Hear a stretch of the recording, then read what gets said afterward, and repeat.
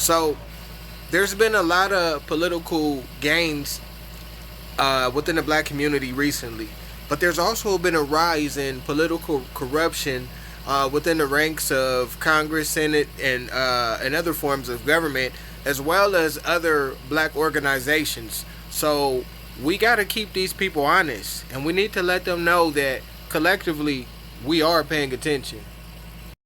Connected to a public corruption investigation. Today, question now is what, if any, evidence of alleged corruption did federal investigators already have before searching their homes and presumably their offices at City Hall? Says the mayor lashed out at her. I don't feel bad for standing up for myself.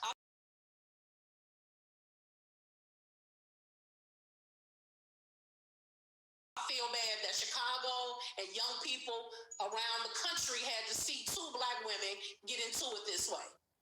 An ugly confrontation at City Hall. An older woman says the mayor lashed out at her in an angry face-off. The fight at City Hall caused the meeting to be cut short, with highly debated issues still on the table. Natalie Bompke joins us now with those developments. Natalie. Corey and Don, the council was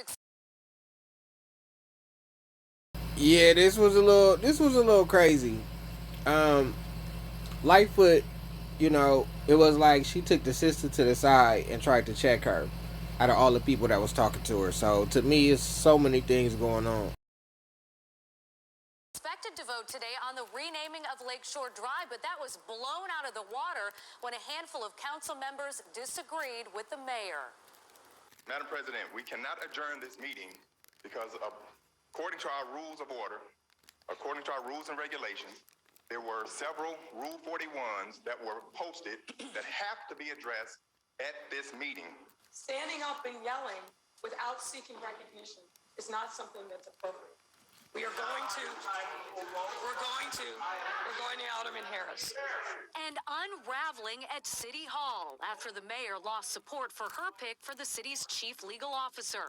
Then the mayor called Alderwoman Jeanette Taylor, who was opposed, to the back of the council chamber. I'm like, lower your voice and get your finger out of my face. And so she did get her finger out. You see me doing this. And so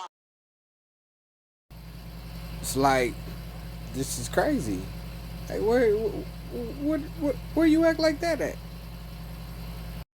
I'm holding my skirt. I'm saying, get your finger down. She got her finger out of my face, but she kept screaming at me. Alderwoman Taylor says the disagreement was not over the mayor's pick, but rather the city's position on moving to dismiss a lawsuit by a woman whose home was wrongfully raided by Chicago police in 2019.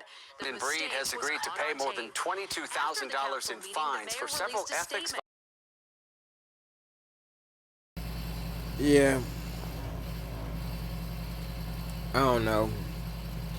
All of this stuff, in my opinion, is just crazy. Violations she committed while in office. KTVU's Evan Zernowski has been following this story all day. And Evan, how much do we know about these violations? And the biggest violation involves the scandal around disgraced former Public Works Director Mohammed Nuru. He paid for the mayor's car repairs in 2019. He was later charged with widespread City Hall corruption probe. And you may remember in 2018, while mayor, Breed asked then Governor Jerry Brown to release her brother from prison. Breed was also dinged for not reporting money used to pay for her float at the Pride Parade, which technically qualified as a campaign contribution. Now, earlier today, the mayor addressed the fines. There were mistakes made. I take full responsibility for those mistakes. And It's about Black Lives Matter. What about Latinos? And I always say Latinos are black. All I'm saying is, like, there's a pattern where it's like, listen to Malcolm X and Martin Luther King speak. There's a certain eloquence in their speech. It doesn't feel the same. Not that I'm asking for, not that I'm saying they should express themselves, but if you watch old speeches, it's just felt different. I don't know. We are Afro-Latina, and we They've got an awful lot of money in the past, effectively, a year and a bit. because people didn't really know what the effort was before that. And then, of course, every corporation, lots of millionaires, celebrities, all the rest, plenty of cash. Well, does it end up going up to the top? Apparently, according to the New York Post, the BLM co-founder has spent millions of dollars on real estate. They're snagging up 4 high-end homes of $3.2 million in the US alone, according to property records. Some fellow activists were taken aback by the real estate revelation. Co-founder of Black Lives Matter, Patrisse Cullors, says she's stepping down. This comes following what she calls a smear campaign from a right-wing group and other black organizers. Cullors has been at the head of the BLM Global Network Foundation for nearly 6 years and will no longer be the executive director of the movement's foundation. She says she's leaving to focus on other projects, including the upcoming release of her second book and a multi-year TV development deal with Warner Brothers. Cities across the country, as crime surges, Democrat officials in many of these places are enjoying their own personal protection. Good morning, Dagan. We're talking about 25 cities across the country that have either proposed to defund the police or have already made moves to do so. 20 of those cities are also spending money on private protection for elected officials, and sometimes it's costing taxpayers millions of dollars. We can take Chicago as an example. There, the city cut 400 police officer positions last year, while meanwhile they spent $3.4 million on private security.